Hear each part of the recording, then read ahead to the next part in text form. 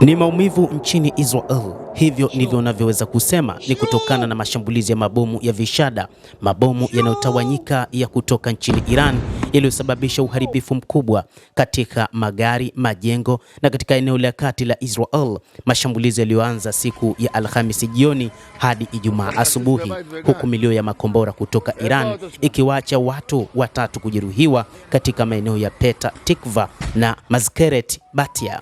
Milio ya makombora na roketi kutoka Iran iliendelea hadi Ijumaa asubuhi na kusababisha uharibifu katika maeneo mbalimbali katikati mwa Israel. Iran imeendeleza mashambulizi kwa kutumia makombora ya ballistic, makombora ambayo baada ya kufikia kilomita kadhaa ili yatue katika ardhi ya Wayahudi hutawanyika kiasi kwamba yanakuwa ni magumu kuyadungua. Mifumo ya ulinzi wa anga nchini Israel inashindwa kudungua makombora hayo, na kwamba hali inazidi kuwa mbaya katika taifa hilo la Kiyahudi. Mashambulizi yanakuwa makubwa zaidi.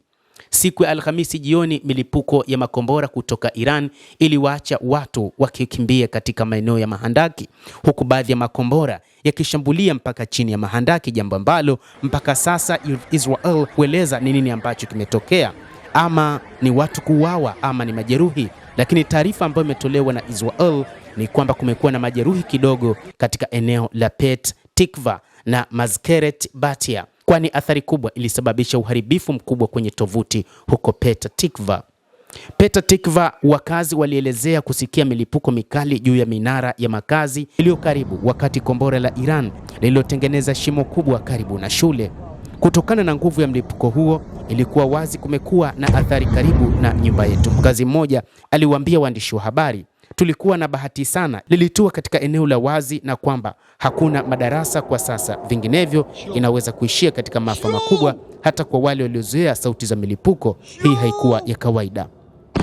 Kombora lingine linadaiwa kwamba limetua ndani kabisa katika maeneo ya kujifichia na kwamba kulikuwa na uharibifu mkubwa, na kwamba hadi sasa haikuelezwa ni athari gani ambazo zimetokea kutokana na mashambulizi hayo. Inadaiwa kwamba mtu mmoja pekee alijeruhiwa kidogo kutokana na mashambulizi hayo katika eneo huko Shadmot Mehola. Moto ulizuka katika maeneo hayo, lakini pia vifusi vya kukamata vilianguka katika maeneo hayo. Picha kutoka eneo hilo la tukio zinaonyesha moto mkubwa ukionekana, ambapo hali ilizidi kuwa mbaya kiasi kwamba haikueleweka kutokana na idadi kubwa ya watu waliojificha katika mahandaki hayo. Mwanamume na mwanamke pia walijeruhiwa kidogo huko Petah Tikva na walihamishwa hadi hospitali ya Beilinson kwa matibabu. Mapema Alhamisi, shule ya chekechea katika mji wa kaskazini mwa Israel wa Naharia ilishambuliwa, huku kukiwa na shambulio la roketi la Hizbullah. Shambulizi la Hizbullah limesababisha maeneo mawili ya ziada kupigwa.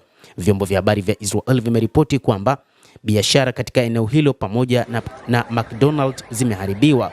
Watu wawili walijeruhiwa kaskazini mwa Israel kando, ambapo mwanamume mwenye umri wa miaka 85 na mwingine mwenye miaka 34 walijeruhiwa kwa kiasi Alhamisi asubuhi na makombora baada ya shambulizi la roketi la Hizbullah. Hii ni kwa mujibu wa MDA. Wawili hao walihamishwa hadi katika kituo cha matibabu cha Ziv huko Safed, huku kijana huyo mwenye umri wa miaka 34 akiuguza jeraha kichwani na mzee wa miaka 85 akiuguza jeraha katika mkono wake mmoja, imeeleza MDA Magen David Adom.